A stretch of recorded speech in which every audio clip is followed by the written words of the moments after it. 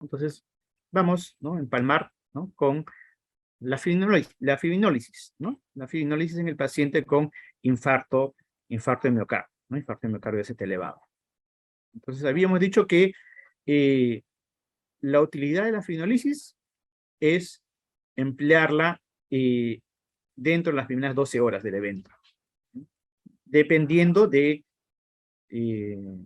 la disponibilidad de intervencionismo coronario percutáneo. Si no hay posibilidad, no hay esa primera opción, ¿no?, vamos a fibrinólisis de todas maneras, ¿no?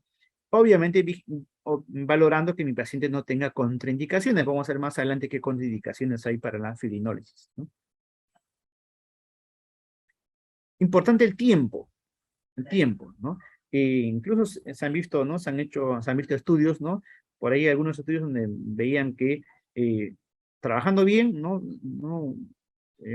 Se puede tener medias de un tiempo promedio, ¿no?, de inicio de la terapia de fibrinólisis, ¿no?, a los 9 minutos incluso, ¿no? Por eso que incluso se considera como meta, ¿no?, que no debería tardarnos más de 10 minutos el iniciar la fibrinólisis desde el momento que se ha diagnosticado. Tengo mi IST elevado en el contexto de un paciente isquémico, ¿no? 10 minutos debe ser el tiempo máximo que yo debo de trazarme como meta para empezar la fibrinólisis, ¿no?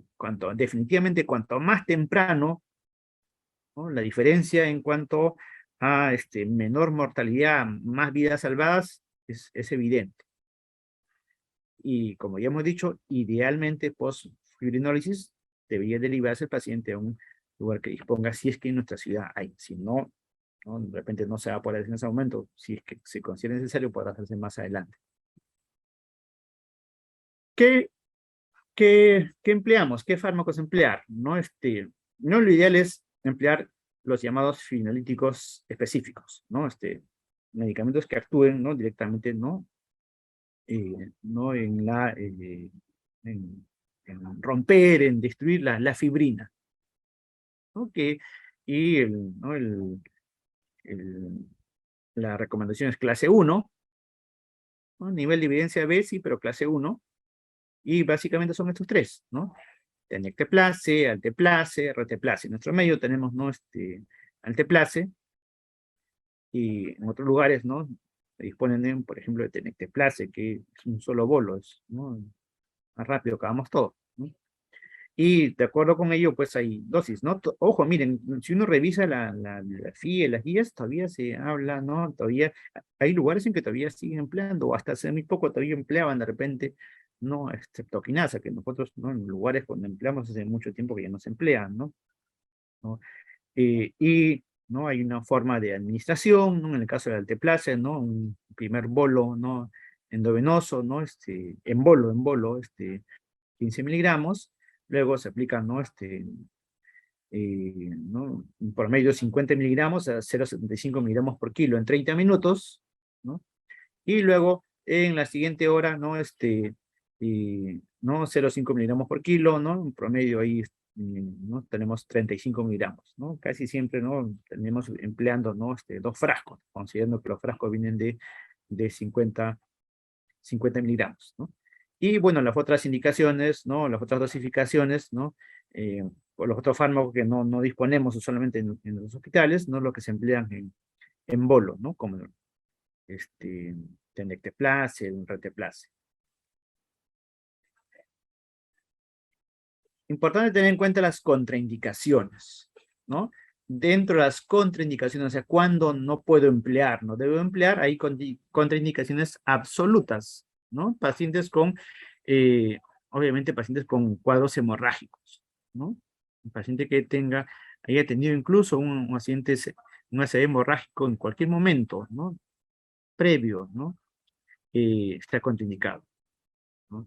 eh, Pacientes que hayan tenido un ACV isquémico, ¿no?, en los 6 meses previos, un infarto cerebral en los 6 meses previos también es contraindicación, ¿no? Eh, Daño en el sistema nervioso central o malformaciones, ¿no? Malformaciones arteriovenosas, ¿no?, es contraindicación. Pacientes obviamente con traumas, ¿no?, recientes, ¿no?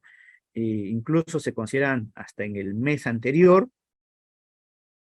con lesiones craneales importantes, pacientes que en el último mes hayan tenido hemorragia digestiva, ¿no? O algún otro trastorno hemorrágico. Ojo, acá se excluye la menstruación, no se considera eso como trastorno hemorrágico, y no son las situaciones no más comunes para contraindicación absoluta, ¿no? Disección aórtica, ¿no? También.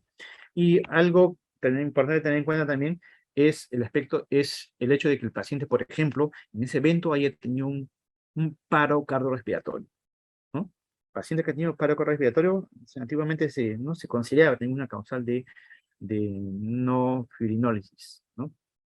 En la actualidad, ¿no? Si se considera que si el paciente ha tenido un paro que ha sido asistido muy prontamente, ¿no? Con una recuperación rápida, ¿no? Puede beneficiarse, o se va a beneficiar definitivamente de la fibrinólisis, ¿no? O sea, no es paro cardiorrespiratorio, a menos que haya sido una reanimación prolongada.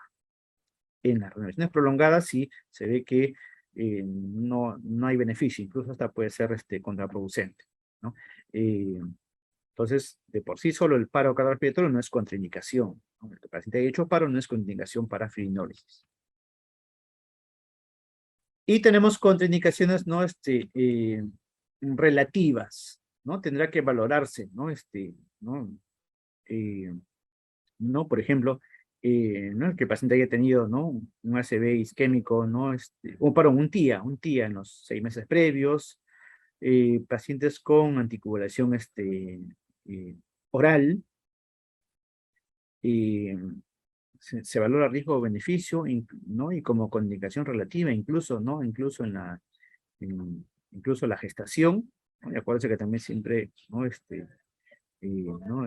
Hay que valorar también esos aspectos, pero se considera como una contraindicación relativa en este caso, ¿no? Pacientes con hipertensión refractaria, ¿no? Obviamente el riesgo de sangrar es mayor, pero acá lo que se trata de hacer, de todas maneras, si es que se va a dar fibrinólisis, hay que manejar pues esa urgencia o esa emergencia hipertensiva, hay que manejarla, ¿no? Es relativo, ¿no? Porque lo manejamos y podemos emplearlo, ¿no? Tenemos controlada la PA, una sistólica menor de 180, una diastólica menor de 110, ¿no? Nos da, nos da seguridad, ¿no? Pacientes cirróticos, enfermedad pulmonar hepática avanzada, ¿no? Úlcera péptica también es una contraindicación relativa. Y decíamos, ¿no? ¿No? Reanimación prolongada, ¿no? O traumática debe considerarse también como contraindicación, ¿no? Relativa, ¿no? Hay que evaluar bien los tiempos.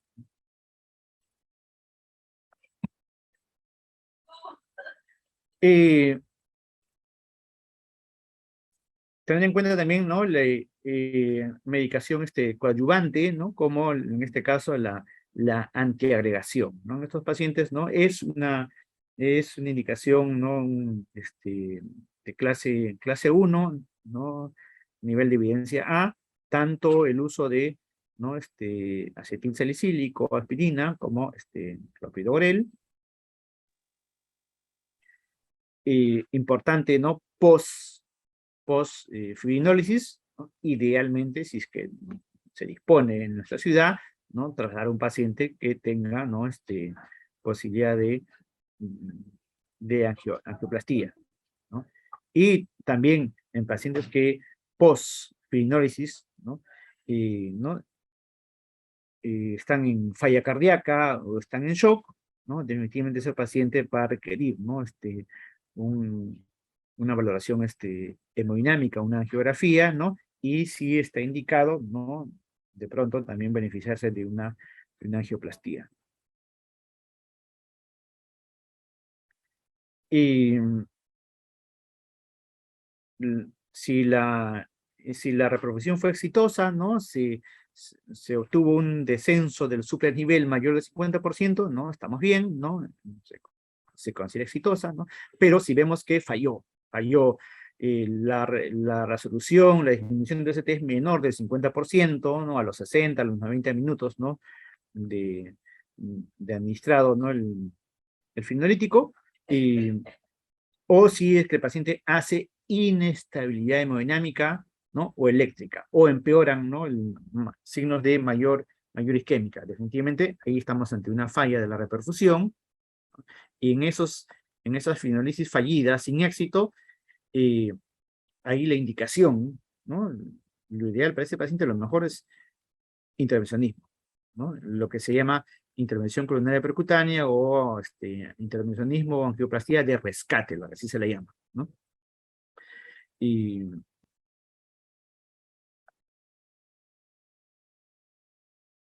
y como decimos, si es que el paciente, si es que hubo éxito en la fibrinólisis, ¿no? Si es que hay criterios de reperfusión, de todas maneras siempre se recomienda, ¿no? Un estudio, ¿no? De coronografía, un estudio hemodinámico, ¿no? Entre las 2 y las 24 horas después, ¿no? De realizar la fibrinólisis, ¿no? Eso es lo ideal, ¿no? Si es que se dispone. Y incluso en esa coronografía, si es que todavía hay arterias que no tienen un flujo adecuado, ¿no? Y el grado de obstrucción amerita, ¿no? Procede angioplastía, ¿no? Se hace, ¿no? También, es una indicación, ¿no? Clase 1, nivel de evidencia A. Y bueno, entonces hemos tratado ¿no? de manejar un poco los tiempos. No sé si hubiese alguna pregunta, ¿no? ¿No? Pero eso es lo que queríamos compartir con ustedes, ¿no? Dos factores muy importantes, como que el tiempo es fundamental, ¿no? El tiempo es fundamental tanto por el lado de desde cuánto tiempo iniciado tiene el paciente, repito que para que se pueda beneficiar de cualquiera de las dos cosas, ¿no? Mucho mejor si el paciente tiene menos de 12 horas, ¿no? Definitivamente un paciente con más de 12 horas, lamentablemente ya no nos va a ser útil la fibrinólisis, ¿no? Si yo estoy en un establecimiento, en una ciudad que no dispone de, de angioplastía, yo debo tener en ciertos hospitales, dependiendo de la población, si soy centro de referencia regional o no, debo disponer de fibrinólisis, ¿no?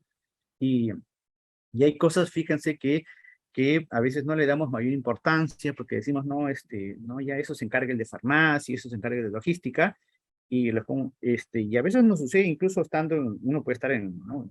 Bueno, en mi caso, uno puede estar en Lima, ¿no? Pero a veces, de repente estamos trabajando en un lugar donde, de repente la casuística no es muy grande, ¿no?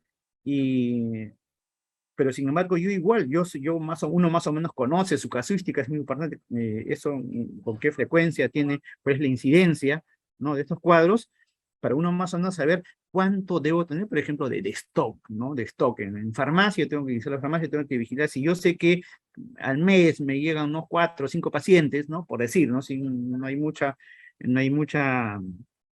incidencia en mi localidad o en mi jurisdicción, yo sé que debo tener pues un stock, ¿no? Pues, ¿no? Permanente, ¿no? De 6, 8, ¿no?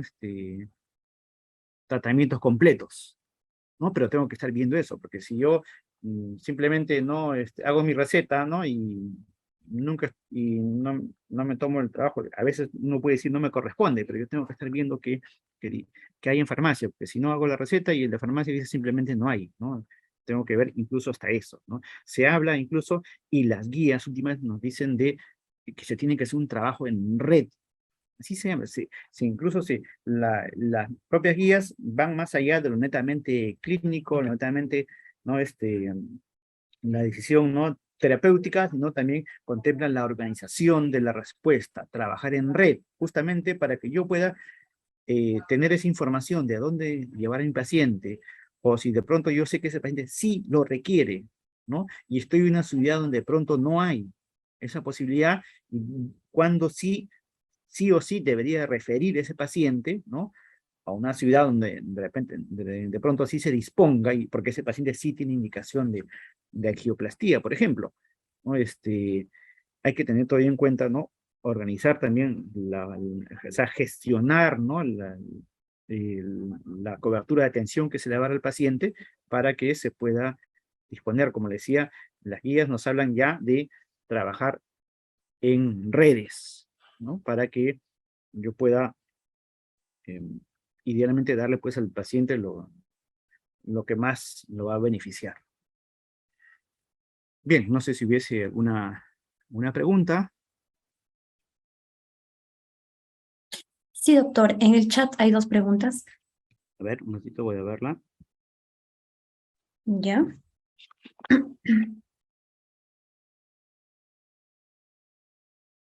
Ah, ya. Entonces, en el caso de contraindicaciones de la fibrinólisis, ¿no? ¿No? Si es que eh, incluso hay que ver si es que ese paciente también tiene contraindicaciones, ¿no? Para la mayoría de las situaciones, la mayoría de las veces cuando tiene contraindicación para fibrinólisis, también va a tener contraindicación este, para anticoagulación, ¿no? Sobre todo en los pacientes que tienen sangrado. Lamentablemente ahí estamos atados de manos, ¿no? Y ahí tenemos que ser lo más francos, lo más sinceros, ¿no? Con el paciente, con la familia en este caso, ¿no? Uno le hace ver cuál sería el manejo, pero lamentablemente porque el paciente a veces nos ocurrió, tuvo una hemorragia digestiva o el paciente tuvo un evento hemorrágico y está contraindicado. Y ahí será solamente el manejo médico, el manejo de la terapia coadyuvante, y el tema es mucho más amplio, ¿no? Entonces uno podría decir, ay, entonces le doy nitratos, ¿no? Incluso hoy en día también se nos dice tener mucho cuidado, por ejemplo, con los vasodilatadores, con los nitratos, pueden ser de ayuda en los pacientes que tienen falla cardíaca, ¿no? Pero con los pacientes que están en una emergencia hipertensiva, pero no en todos los pacientes. No está demostrado que rutinariamente este, me sea, me sea de utilidad. Entonces, ahí estaría atado, ¿no? Manejaré de repente las demás complicaciones, trataré de estabilizar hemodinámicamente y eh, definitivamente no vamos a emplear pues, la fibrinólisis, ¿no?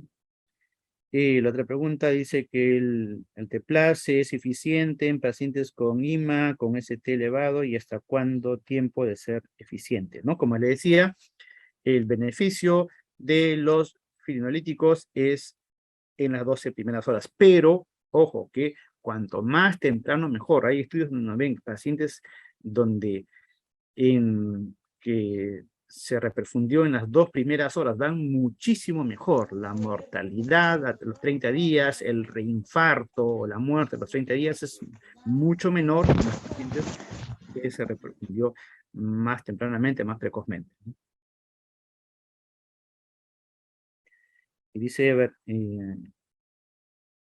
y de no tener un estreñimiento y se diagnostica por clínica, ojo que el diagnóstico tiene que ser, va con el electrocardiograma, ¿no? No podemos diagnosticar ese T elevado o no ese T elevado sin el electrocardiograma, ¿no?